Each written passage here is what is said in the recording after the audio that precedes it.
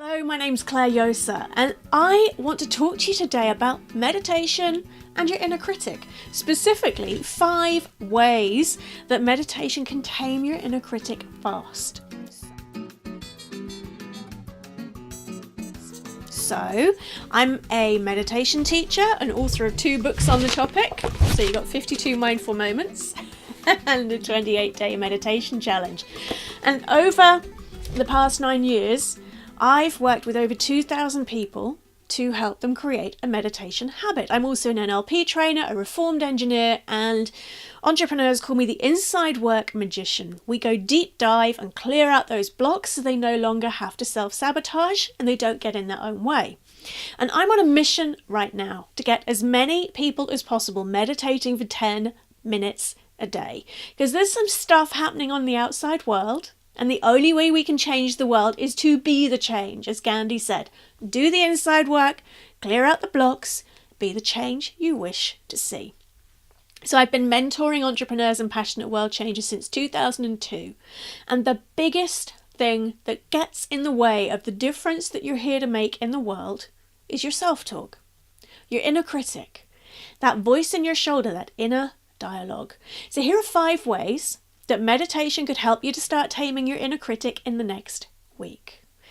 The first one, they say awareness is the first key to change. So most of us have this internal dialogue running on autopilot. We haven't even got a clue it's running. It's like a radio station that we left switched on in the background. When you become aware of the thoughts, it can be quite a shock. There's so many of them. That stream of consciousness can be fast and furious and out of control. When you become aware of them, you open the power of choice. That brings me to point 2. Most of us believe that we are our thoughts, and you're not. Your inner critic isn't real. It's a thought habit. It feels real. It can block our dreams and our success, and it dictates our actions. But it's not real. When you meditate regularly, you can start taking that step back so that you become the observer of your thoughts rather than feeling like you're drowning in the middle of the river of them. That brings me to point 3, which is when you've got the awareness of your thoughts and you can observe them rather than feeling battered by them, like you have to interact with them. You can learn very easily to choose which thoughts to feed. I talk about this a lot in A Year Full of Gratitude. But you can choose which thoughts to feed. You can choose, okay, you accept my ABC process. Here you go. A, accept. You had a thought that made you feel terrible. Breathe. Breathe all the way in and breathe out. Let it go. And then choose. C, choose. Choose a thought that makes you feel better. Consciously choose to think of something positive. It's a way of pressing pause and turning it around. So when you're meditating regularly, you're aware of your thoughts, you've become the observer of them rather than being at their whim, and you can start to learn to choose, A, B, C, accept, breathe, choose, which thoughts to feed. Number 4, the 4th way that meditation can help you to tame that inner critic. I've got my notes here. It is projection versus perception. It's time to get your inner drama queen or king to take a hike.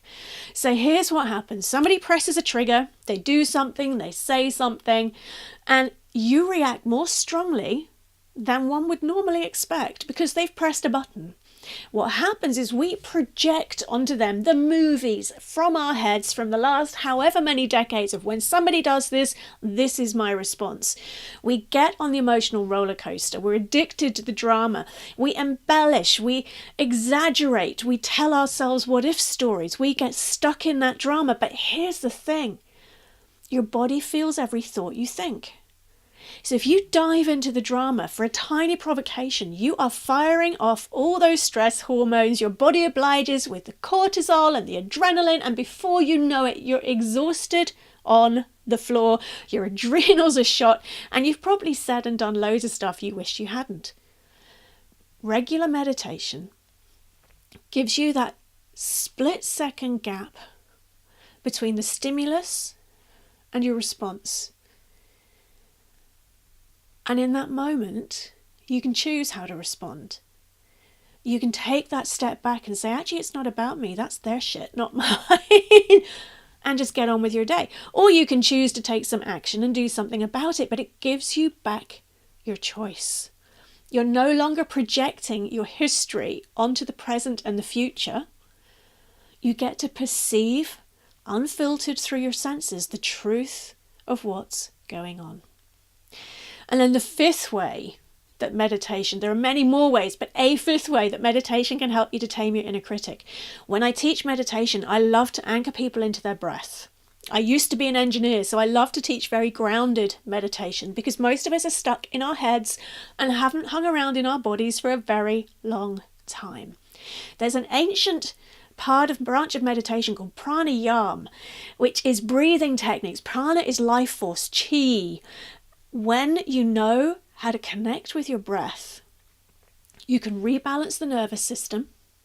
You can let go of the stress response, get back into relaxed alertness, and it calms your thoughts. It slows your thoughts down. It's incredible how just a few minutes of these mindful breathing techniques can allow your mind to relax. And when you're thinking fewer thoughts, and you're thinking them more slowly, it's much easier to choose which thoughts to feed. So meditation is one of my favorite strategies to teach people who are ready and hungry to step up to the next level on the difference you're here to make in the world. You secretly know you're getting in your own way, and you know the thoughts you're thinking, the stories you're telling yourself, and the way you're reacting to stimuli, also known as really annoying people, is getting in the way. As little as 10 minutes a day can make a difference. And I don't want you to believe me. I want you to experience this for yourself. So I am running a 5-day program called Getting Started with Meditation. You're going to get a 10-minute MP3 that you can listen to each day for those 5 days.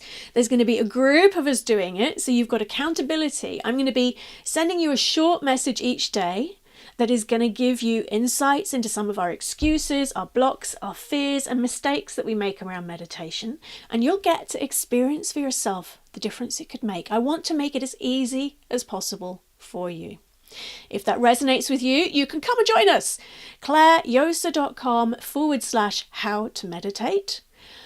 And if you really are feeling drawn to tame your inner critic, so really say, this is the year I'm going to get rid of the flinch factor. I'm going to step up and make the difference I'm here to make. If you can get to Sussex in the UK, I'm running a 1-day workshop that I would love to share with you called the Inner Critic Bootcamp. And you can find out more about that and register clairejosa.com/Inner Critic Bootcamp. We're going to deep dive, deal with root causes. You get support with a workshop, you get a workbook beforehand and a survey so I can make sure the day is exactly what you need. There's only 8 to 10 places. Afterwards, we're going to do 2 group mentoring calls so you can keep and integrate those changes, get answers to your questions, get the accountability you need, and we're really gonna kick your inner critic to touch. I've been doing this since 2002. I still regularly work on those onion layers myself. I'd love to inspire and empower you with the techniques that make the difference. So, are you ready to tame your inner critic? I'd love to hear from you via the comments. How does your inner critic get in the way? How might life be if you could reclaim control over your inner critic? And which of the techniques we've discussed today could you apply in order to start making a difference right now? Thank you. If you've enjoyed this, please share it far and wide via particularly any groups where entrepreneurs and passionate world changers are hanging out. And if you've got questions, let me know in the comments. I'll do my best to answer them.